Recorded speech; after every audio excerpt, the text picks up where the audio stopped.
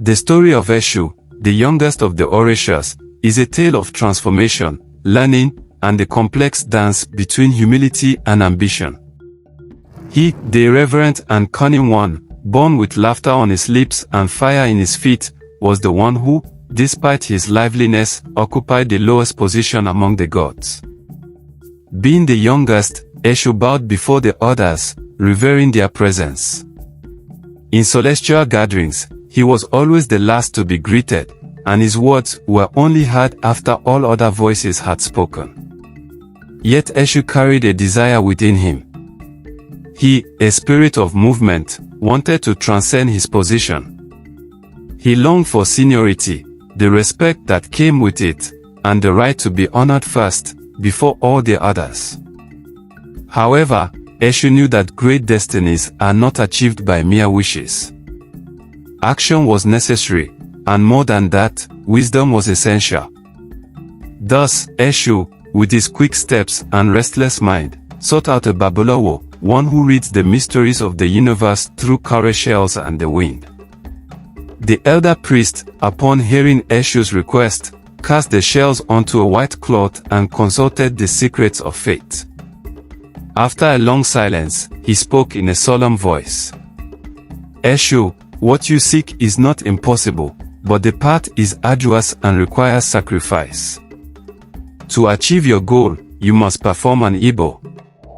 You will offer 3 ekodid, the red feathers of the parrot, a symbol of brilliance and communication, 3 roosters with fat crests, full of life force, 15 cowrie shells, which carry the wisdom of the oceans, palm oil, the essence of heat and life, and mariwo, the fresh leaves of the palm, which bring renewal. After that, you will take one of the red feathers and tie it to your forehead. This will be your sign, but there is one condition: while wearing the ekodid, you cannot carry anything on your head. Your head, your ori, must remain clean and free of any burden for 3 months. Eshu, always quick to decide, did not hesitate. He gathered the offerings and performed the sacrifice with the required devotion.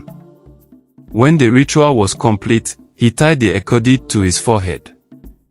There, with the red feather gleaming against his skin, he felt the symbolic weight of the commitment. During the months that followed, Eshu walked the earth without adornments, without crowns, without burdens on his ori. It was a lesson in humility for one who had always been restless and transgressive. Meanwhile, in the heights of Oran, Oloduma, the creator of all, observed the unfolding events on earth. He decided it was time to gather the Orishas to evaluate their actions and missions. Oloduma wanted to know if they were fulfilling the tasks entrusted to them, if they were honoring the balance between Oran and I. To this end, he summoned Oshu, the moon, the celestial messenger, to call the Orishas. The news spread like the wind. Upon hearing Olodumare's summons, the Orishas began to prepare. They knew that this audience was a rare moment, an encounter with the Creator, and so each one sought to gather offerings that demonstrated their dedication. Oshun prepared pots of gold filled with honey, a symbol of her sweetness. Shango collected thunderstones, gleaming with his justice. Ogun sharpened forged weapons, representations of his strength. Each one organized their bundles and burdens, placing them on their heads with pride and reverence. Eshu, however, was in a unique position. Wearing the ekodid on his forehead, he could not carry anything on his ori. While the others prepared with their volumes of offerings, Eshu appeared stripped down, empty-handed.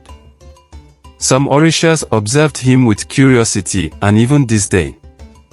How can he go empty-handed before Oloduma? Some murmured. But Eshu, faithful to the commitment he had made, remained serene. He knew he was obeying the taboo the EU imposed upon him. When the day arrived, Oshu guided the Orishas to Olodumare's Oran. It was a long and sacred path, where each step echoed with the resonance of ancestral forces. Upon arrival, all the Orishas prostrated themselves before the Creator. The silence was profound, almost palpable. Words were unnecessary, for Oloduma, in his omniscience, read the thoughts and intentions of each one. After a moment of reflection, Oloduma raised his voice, which reverberated like thunder. The one wearing the Ekodi is the one who brought everyone to me. He did not bring material offerings, but he brought something far greater, respect and submission to the taboo. He showed that he understands the essence of commitment and humility. That is why he is worthy of a higher position. The Orishas, surprised, looked at Eshu. He, who had once been the youngest and the last, was now being exalted by Oloduma himself. The Creator continued, "Henceforth, Eshu shall be my messenger. Everything they wish from me must be said through him. For his obedience and respect for the EUO, he shall be honored even before the elders. He who was last shall be first. He who seemed empty has proven to be full of wisdom." With these words, Eshu's position changed forever. He, who had been the youngest and the last to be greeted, became the first.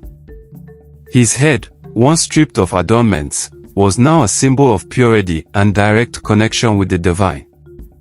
He became the link between worlds, the guardian of paths, the one who opens doors and carries messages from all to Oloduma.